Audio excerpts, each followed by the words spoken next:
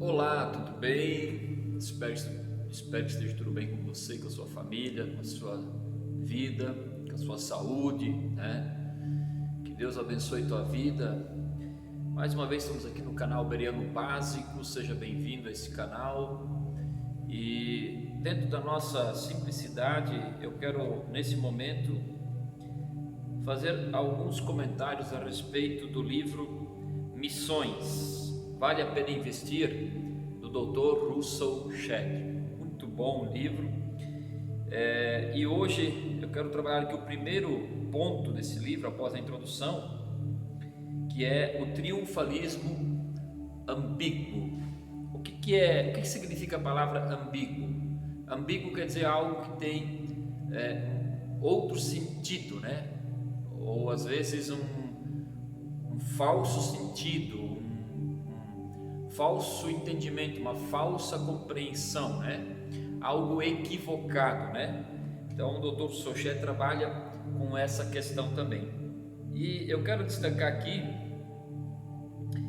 justamente em Éfeso, uma sentença de morte foi pronunciada contra Paulo.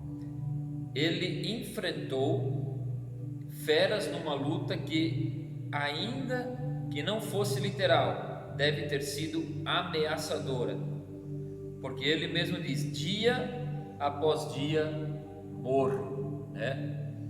E revela até que ponto, né, sua vida estava sobre essa ameaça. Paulo encarava o ódio que colocava sua vida em risco como normal para a carreira de um missionário. Então, isso baseado em 2 Coríntios, segunda carta aos Coríntios, capítulo 1, versículo 8, capítulo 2 e o 14, né? Também 1 Coríntios 15, 32 e 1 Coríntios 15, 31. 2 Coríntios 4, 11 também vai tratar esse ponto. Então o apóstolo Paulo, ele encarava o ódio, como o Dr. Russell Shedd deixou claro aqui. Paulo encarava o ódio, as ameaças, né, que colocava a vida dele em risco como algo normal para a vida de um missionário. E por que isso? Porque para ser um missionário, um homem de Deus, um pregador do Evangelho, assume-se riscos nessa terra. Nós não podemos querer fazer a obra de Deus pensando em ficar famosos, em ter sucesso, em ser aplaudido pelo mundo, pelas pessoas, porque o verdadeiro pregador, aquele que tem a mensagem bíblica, que incomoda o mundo, que incomoda o pecador e que atrai o pecador, Paulo encara esse ódio por ele, pela sua mensagem, como algo normal para a sua vida missionária. Então isso é muito importante ter em mente. Aquele que aspira o episcopado, excelente coisa deseja, né? Como Paulo diz a Timóteo, mas ele deve desejar isso sabendo que o pregador bíblico, o pregador comprometido com o reino, ele tem que estar preparado para sofrer, para ser rejeitado, para não ser compreendido e nos casos mais extremos vai apanhar, vai sofrer torturas, pode chegar até alguns casos extremistas de morte, né? Então, hoje, o que me preocupa, as pessoas que são aspirantes a pregar o Evangelho, né? Os aspira. Qual é a tua motivação hoje para pregar o Evangelho? Será que não há uma motivação ambígua, equivocada, uma compreensão errada? Infelizmente, ser perseguido, ser caluniado, ser injustiçado por pregar o Evangelho são fatores que fazem parte da vida ministerial. Então nós devemos ter isso em mente, sim. Eu quero convidar você então, se possível, a ler comigo a segunda carta aos Coríntios, no capítulo 1. 2 Coríntios, capítulo 1. Se é possível você abrir a sua Bíblia, que Deus possa levantar missionários, homens comprometidos com as Escrituras, com a Bíblia, não apenas homens que têm uma motivação errada, achando que fazer a obra de Deus hoje é status, é pregar para multidões, é ser aplaudido, é ter um nome nos holofotes, né? Tem pregador que anda até com segurança armado, são celebridades, né? Esse não é o foco do verdadeiro missionário, segundo o apóstolo Paulo. Vamos dar uma olhadinha. A segunda carta aos Coríntios, capítulo 1, verso 8. Olha o que diz o texto: irmãos, queremos que saibam das aflições pelas quais passamos na província da Ásia. Fomos esmagados e oprimidos, além da nossa capacidade de suportar, e pensamos que não sobreviveríamos. Olha que interessante isso aqui. Paulo está dizendo isso aos irmãos: olha, nós tivemos aflições, fomos esmagados, oprimidos além da nossa capacidade de suportar, e pensamos que não iríamos sobreviver. E aí? Hoje, pregadores e pregadores, qual é a tua motivação? Será que ainda Jesus pode contar com pregadores que não são dados à luxúria, que não são dados à vaidade, que não são dados ao estrelato? Isso é um ponto muito preocupante, porque na vida ministerial há sofrimentos. O evangelho também, para o pregador, para o aspirante do episcopado, ele tem que ter as qualidades que depois em Timóteo são colocadas para esse aspira. Então nós devemos ter esse cuidado, né? Não estou dizendo, escute, eu não estou dizendo que um pastor, um pregador Deus não possa abençoá-lo, prosperá-lo, mas ele não pode fazer disso o foco da sua mensagem, ele não pode fazer disso o centro da sua vida, porque daí ele cai em contradição.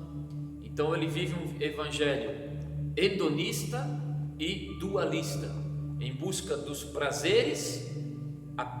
O prazer é apenas o foco da vida dele, e ele vive um evangelho paralelo, não o evangelho de Cristo.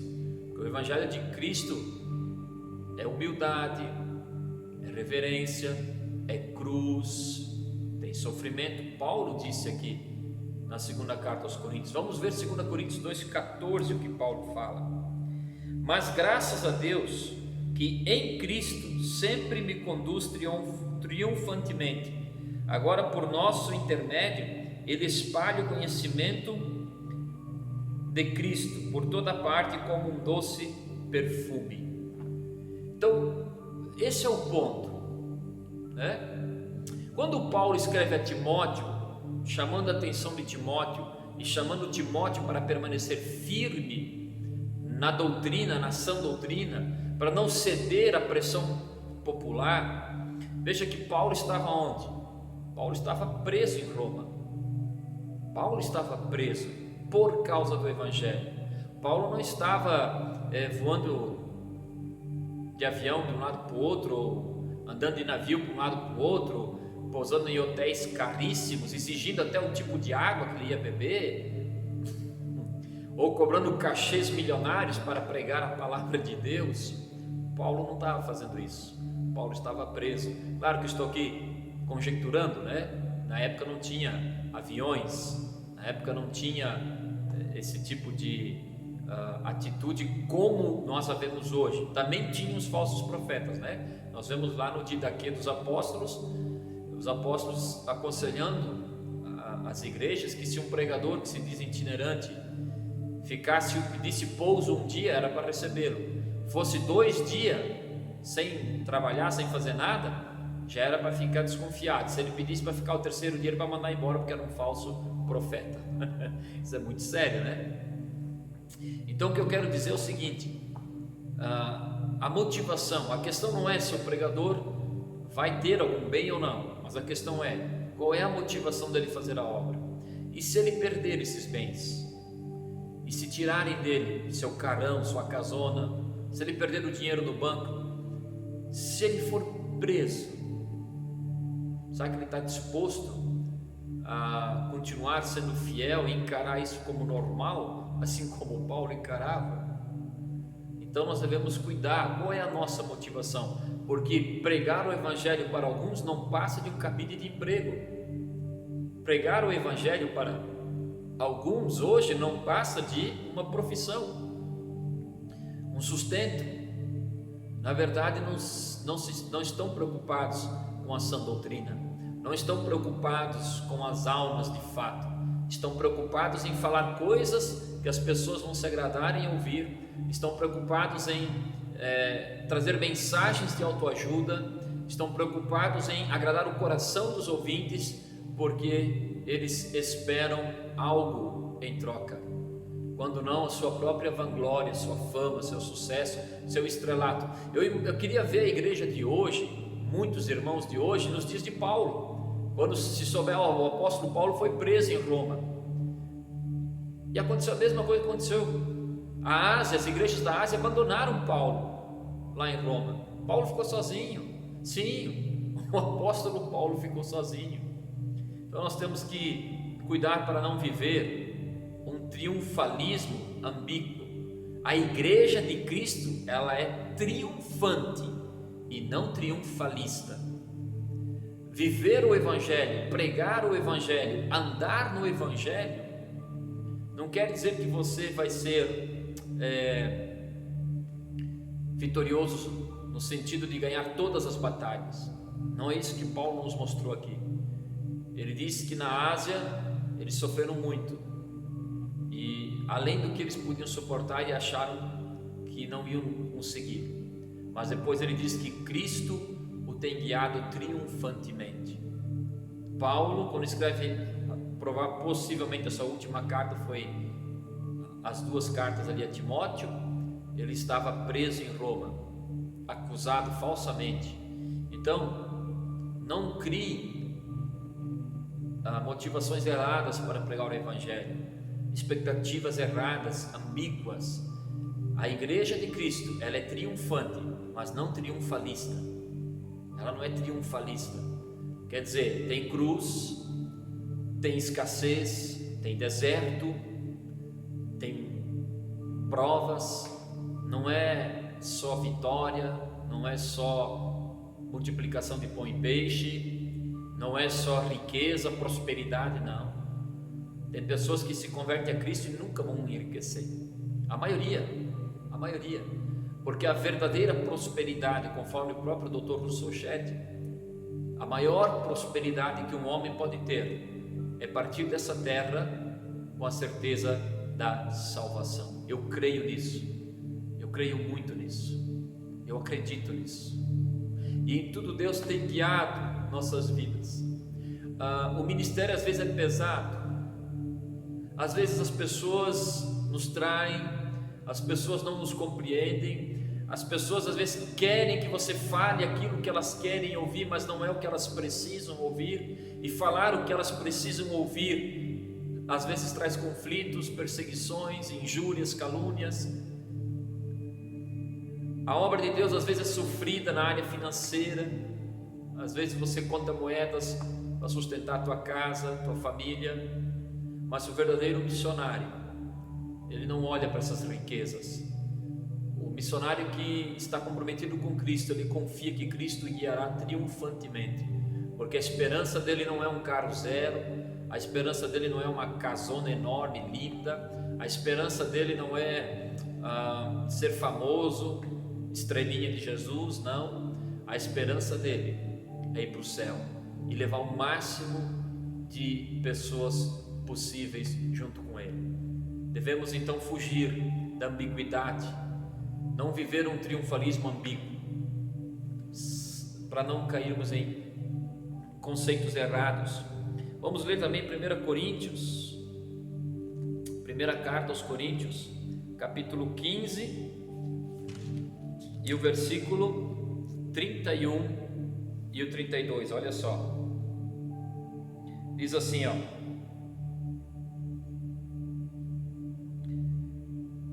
pois eu afirmo, irmãos, que enfrento a morte diariamente, assim como afirmo o meu orgulho daquilo que Cristo Jesus, nosso Senhor, fez em vocês. 32. E se não haverá ressurreição dos mortos, de que me adianta ter lutado contra feras, isto é, aquela gente de Éfeso? Paulo não está dizendo que literalmente lutou contra feras, mas contra pessoas bravas, pessoas duras, pessoas violentas, pessoas com discurso duro. Então o apóstolo Paulo sofreu muito no seu ministério por amor a Cristo. Então nós temos que cuidar para não cair em equívoco e achar que o evangelho de Cristo se resume à riqueza, a dinheiro, a fama, a sucesso, a prosperidade. Não, Senhor.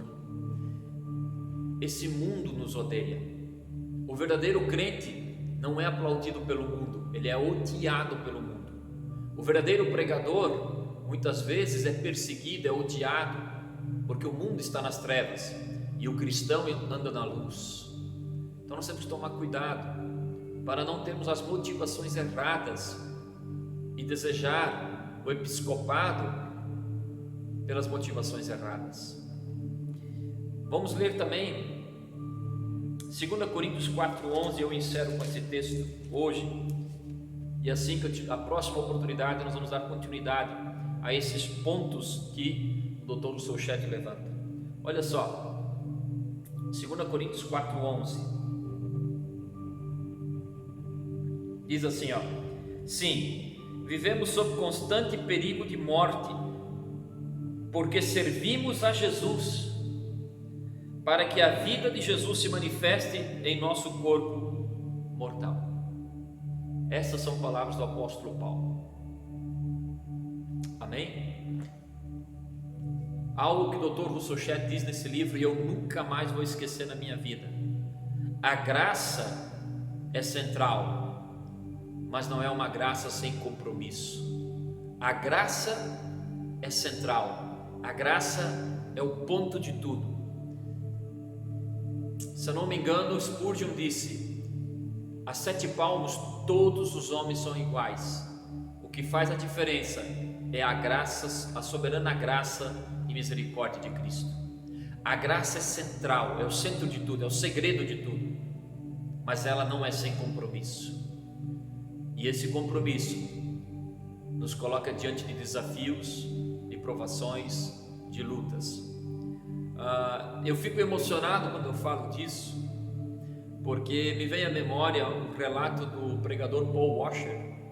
Segundo ele, enquanto ele fazia missões, se eu não me engano, na Nigéria, ele viu uma criança em torno de uns, se eu não me engano, 5 anos, talvez uns 7 anos por ali, uma criança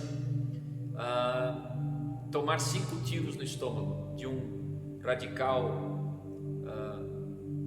islâmico, porque ele não negou Jesus. Uma criança que gritava dizendo: eu estou com muito medo, mas eu não posso negar Jesus. E o que a gente vê muitas vezes é pessoas negando Jesus por coisas tão baratas, vivendo uma graça barata, um evangelho barato, sem nenhum sensacionalismo. A igreja de Jesus, a igreja de Cristo, a igreja brasileira precisa despertar. Nós precisamos despertar, eu, você. Deus está nos chamando para nos humilharmos e buscarmos sua face, sua glória, sua presença. Às vezes nós estamos com medo, mas nós não podemos negá-lo. Às vezes eu estou preocupado, mas eu não posso negá-lo. Às vezes estou angustiado, ansioso até, mas eu não posso negá-lo. Eu preciso lançar sobre ele minha ansiedade e, assim como Paulo, crer que ele me guiará triunfantemente, mas não de forma ambígua. forma sincera. Que Deus te abençoe. Missões vale a pena?